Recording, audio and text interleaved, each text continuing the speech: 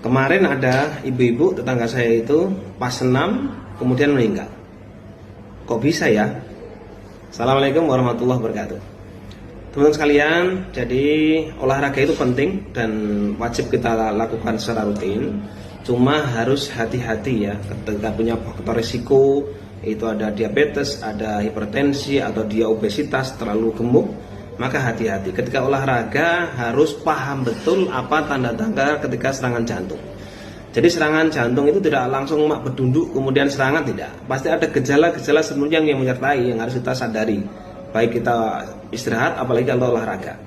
Apa tanda utamanya? Yaitu nyeri dada.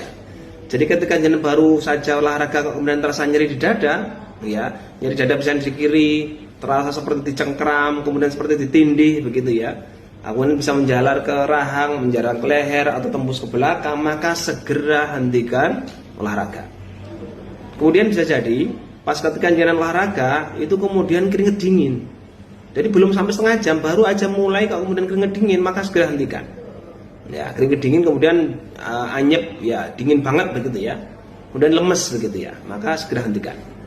Kemudian tanda yang kedua, tanda yang berikutnya adalah kemudian mual muntah. Kadang-kadang baru mulai kalau kemudian mual-mual hebat begitu ya, beriringan dengan tadi nyeri dada dan kemudian keringat dingin, maka segera hentikan olahraga itu. Kemudian tanda yang berikutnya adalah sesak nafas. Biasanya jenengan biasa lari, bisa olahraga ya setengah jam lari 5 kilo nggak ada apa-apa. Ini baru mulai 500 meter kalau sudah mulai sesak luar biasa, maka segera hentikan itu. Segera istirahat dulu. Ya, jangan diteruskan, jangan nekat ya. Nah, takutnya nanti ada serangan jantung tadi. Kemudian yang berikutnya adalah kadang-kadang terjadi penurunan kesadaran, ngeblank.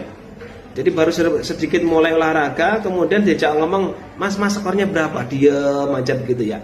Hati-hati. Ya, bisa dia lagi proses untuk jadi serangan jantung. Nah, jadi harus penting sekali itu ya.